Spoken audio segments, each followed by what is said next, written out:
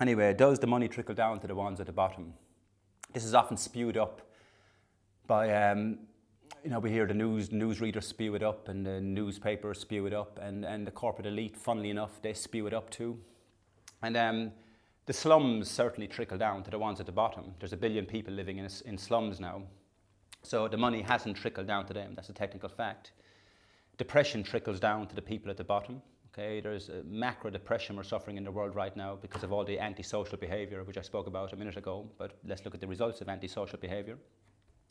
What trickles down? 1 billion people living in slums, the depression in there must be unfathomable to me. I just can't understand what it must be like to live in a slum where you could wake up in the morning and your 2-year-old son is dead beside you, and there's shit and piss running through your front room, which is your only room. The anger that must be felt, the indignation, it's beyond us because we live over here away from it all, so far away. Well, not too far away. I mean, there's slums in Manchester and in Glasgow and in London too, and slums of a different kind of nature, but there's slums nonetheless, and the money hasn't trickled down there either. But anyway, I'm just rambling. I'm rambling as I usually do, but rambling is good. Does the money trickle down to the ones at the bottom? They reckon now 250 men own half the world's wealth, okay? We have, at the moment, we have pseudo-intellectuals running our world, basically mindsets that are, we have people who are structured around reality in the incorrect manner, shall we say, and they have the reins at the moment. They're driving, they're at the wheel.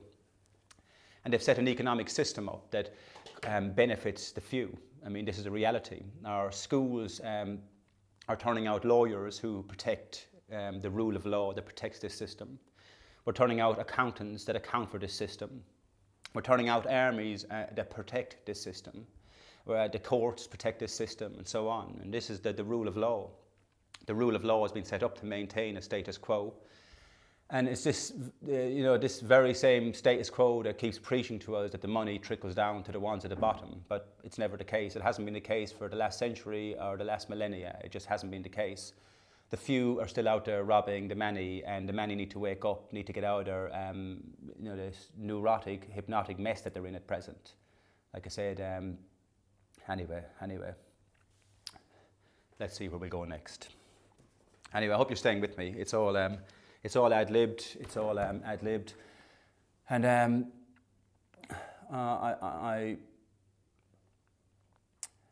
I come on to talk for many reasons. I come on to talk just to reach people. I want to talk to reach people.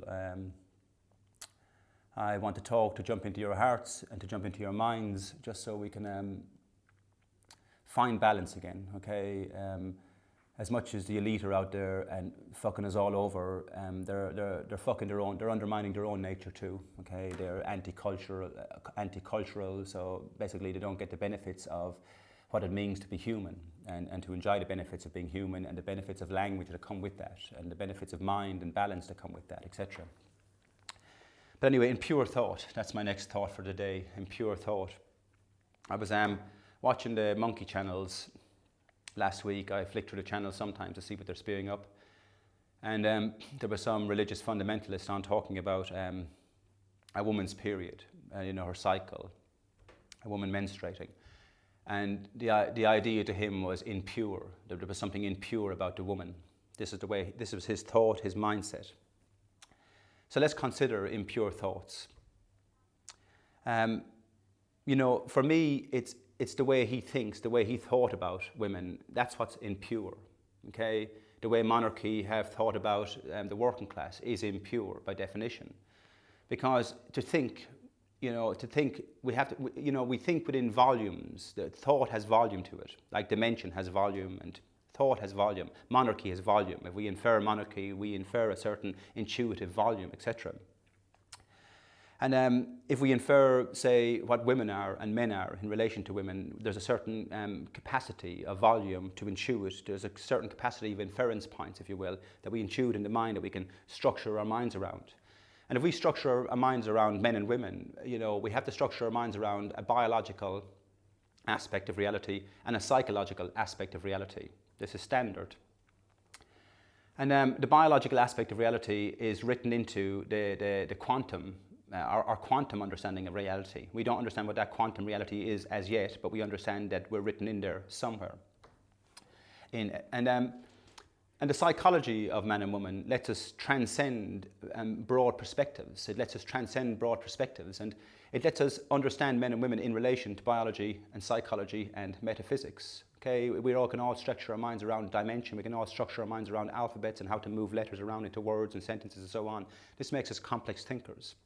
Okay, now my point is, in relation to men and women and how we think, our minds are, we can all structure our minds around alphabets, geometry. We can structure our minds around the inference points that carried monarchy in relation to the working class and so on. We can sweep our minds around World War II or world history and the genealogy of slavery or the genealogy of mankind coming out of the oceans and so on. This is what transcendentalism is about. We can transcend and relay our minds into certain structures and construct our mind around these structures and infer certain aspects of these structures, and we can see the input-output value of each structure, if you will. And because of this measurement, I'm just giving you a kind of periphery look at a complex structure. You know, it says that we are all of one measurement, and that's pure thought. That's not impure, that's pure thought.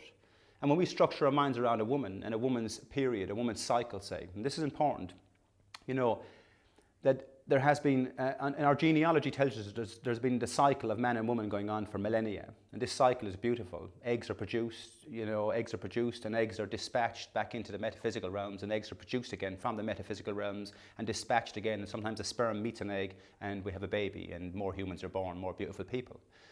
That's pure. That whole mechanism is pure. The evolutionary value of that, what I've just said, is pure.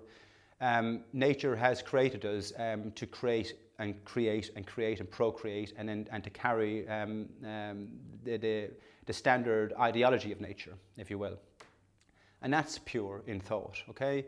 Now, anybody who operates in the face of that, here's my point about impure thoughts, anybody who would single out the female side of our nature and apply the word dirty to the biology of it, the whole mechanism of biology, the whole metaphysical mechanism, and how complex and amazing it must be, how amazing it is, and undermine it with such a narrow-minded statement that women, because of their cycles, are impure, that person is inferior when it comes to how we think about the reality we live in. Okay, no disrespect intended.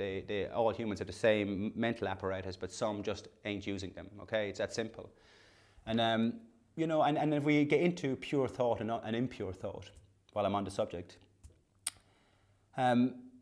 you know, it's impure thought that created monarchies, and it's impure thought that created racism, and it's impure thought that created sexism and Vaticans and Pentagons. It's impure thought that created the Machiavellian structures that we are strangled in around today.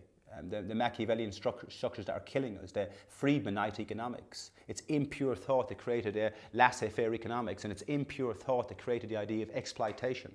And it's impure thought that lets us look away from what antisocial behaviour is, in essence. That's an absolute reality.